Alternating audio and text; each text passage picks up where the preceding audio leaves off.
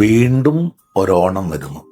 ഈ ഓണം വരുമ്പോൾ പ്രമേയ രോഗികൾക്ക് ഭയങ്കര വിഷമോ. എല്ലാവരും ഈ ഓണം ആഘോഷിക്കുമ്പോൾ ഈ പ്രമേയ രോഗികൾ മാത്രം ഓണം ആചരിക്കുക ചെയ്യുക.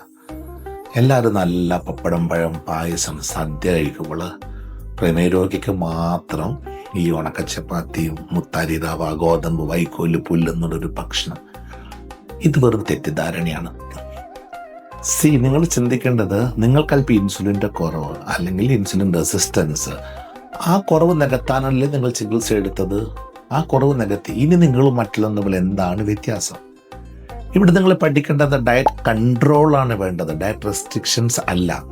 എന്താണ് ഡയറ്റ് കൺട്രോൾ? ഇപ്പോൾ ഓണ സദ്യ എടുത്തിട്ടുണ്ടെങ്കിൽ അതിൽ ധാരാളം കറികളുണ്ട്. ഓരോ കറികൾക്കും ഓരോ ടേസ്റ്റാണ്.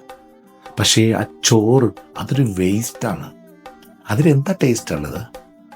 പക്ഷെ മലയാളിയുടെ ശീലം കുന്നുപോലെ ചോറിട്ട് കുറേ സാമ്പാർ ഒഴിച്ച് എരിശ്ശേരി, പുളിശ്ശേരി, അങ്ങനെയൊക്കെ വന്നിട്ട് എല്ലാം കുറേ ചോറ് തന്നെ കൂട്ടത്തിൽ കുറച്ച് കറി എടുത്ത് കഴിച്ചിട്ട് എല്ലാം വേസ്റ്റ് ആക്കും. നേരെ തിരിച്ച് ചിന്തിക്കുക. കാർബോഹൈഡ്രേറ്റ്, ഫാറ്റോ തീരെ ഇല്ലാത്ത ഈ കറികൾ ധാരാളമായിട്ട് കഴിക്കുക. ആ കാർബോഹൈഡ്രേറ്റ് മാത്രമുള്ള ചോറ് അത് വളരെ കുറച്ചെടുക്കുക. 5-6 ചോറും കൂട്ടി ഓരോ കറികൾ അങ്ങനെ ആസ്വദിച്ച് കഴിക്കുക. ആ ചോറിൻ്റെ അളവ് എത്ര കുറക്കുന്നു അത്രയും നിങ്ങൾക്ക് പായസം കഴിച്ചുകൂടി. റൈറ്റ്? അകത്തേക്ക് ചെല്ലുന്ന കാർബോഹൈഡ്രേറ്റും ഫാറ്റും എനർജി ആക്കാൻ ഭൂമിയിൽ ഒരു മരുന്നുമില്ല.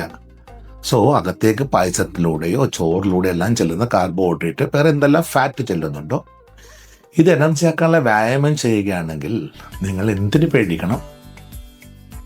എൻ്റെ കൂട്ടായ്മയിൽ ധാരാളം പ്രമേയക്കാരുണ്ട്. അവരെല്ലാ ഭക്ഷണങ്ങളും കഴിക്കും, സദ്യ ഉണ്ണും, പായസം കഴിക്കും, എല്ലാം കഴിക്കും.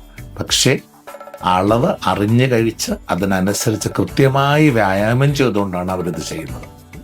അതല്ലാതെ വെറുതെ വലിച്ചുവാരി കഴിച്ചിട്ട് മാസം ചെക്കപ്പ് നടത്തി കൂടിയോ കുറഞ്ഞോ നോക്കിക്കൊണ്ടിരിക്കുകയല്ല ചെയ്യുക.